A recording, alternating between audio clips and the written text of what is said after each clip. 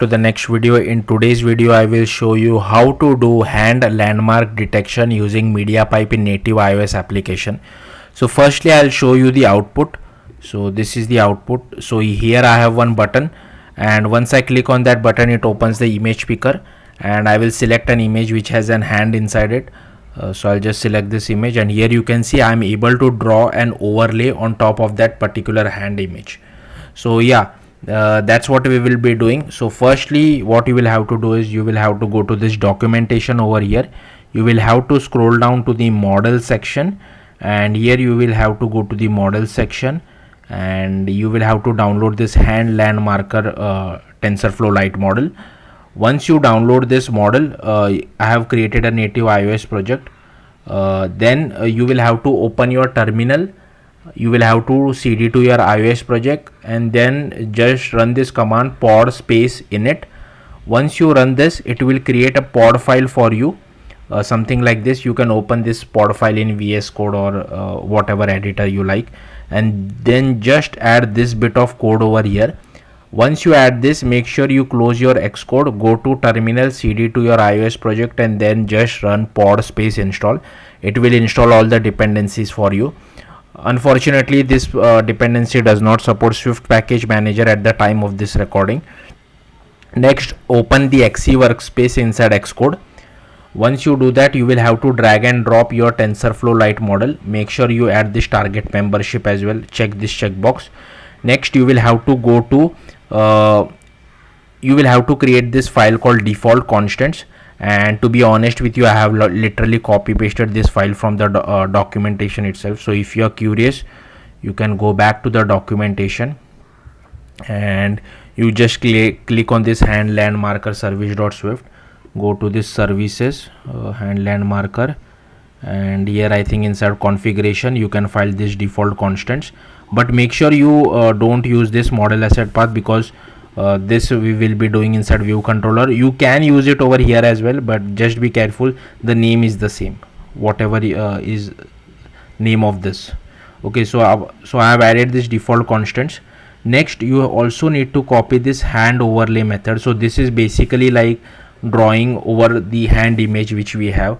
Unfortunately, like I have just copy pasted it from the documentation, so I won't be able to explain it to you in depth. So here you can go to the documentation, and again you can just copy paste this entire file. So I'll slowly scroll through this. In case you want to pause the video and copy it, you can do that as well.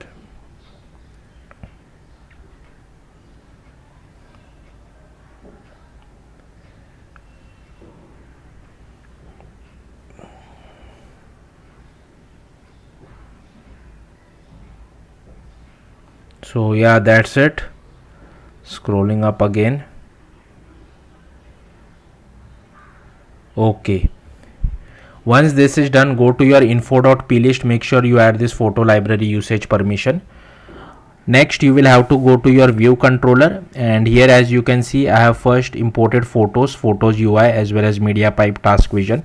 I am also extending PHP view controller delegate. Here I have created one button, I have created an image view, as well as I have created an overlay view as well. Here we are initializing our hand land marker options, created a variable for hand land marker as well. Then I have added all the button image view as well as overlay view to our parent view. Then make sure whatever name you have over here, you use the same name over here. So I am using this model as model path, and if the model is present, then I am applying it to our options. And the running mode is image. For confidence I have set it to 0.5 for all, and number of hands I have set it to 2. Then here we are initializing our hand land marker. Here I have added some constraint layout for our button.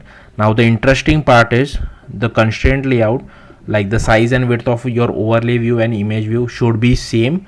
Like as you can see, I have used the same width and height over here.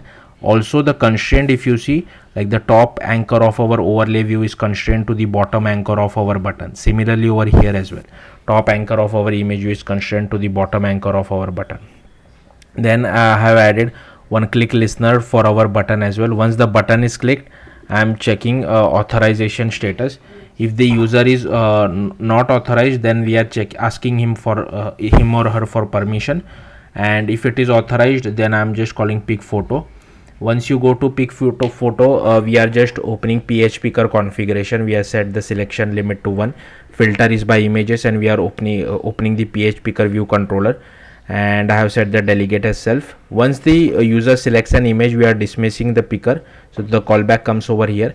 Then we just select the first image. From the first image we create a UI image, and from that UI image we convert the UI image to an MP image, and then we pass the MP image to hand LandMarker.detect. Then on the main thread we are just assigning our image to our image view. Then we are getting the landmarks from our result, and then we are calling overlay view.hand overlays, and just passing the result over here. We are passing image size, the bound size as well. If not, if it is not present, then just passing an empty CG size. Aspect mode is scale aspect fit, and orientation is image.image orientation.